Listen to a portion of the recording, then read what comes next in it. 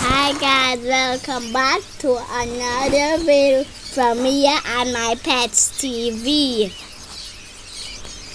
Guys, please remember to like, share, comment and subscribe.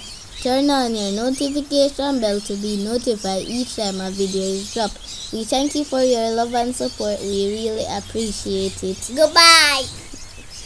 Let's get into the video.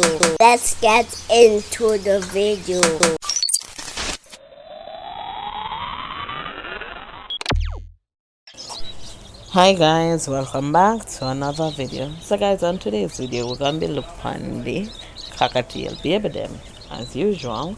So I don't know if you remember, I don't must remember that's it here.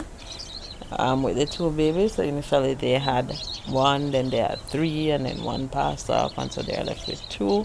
And so now these are the two babies. You see them grow up big and nice. You can see that one is white face, as well as the other one is cinnamon. So based on it, you can see based on them feather. See, they're so ready to come out of box, people.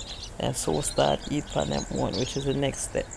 I remember them how much we me I check it out and make it know. But anyway guys, please remember to like, subscribe, turn on your post notification bell to be notified each time a video is dropped.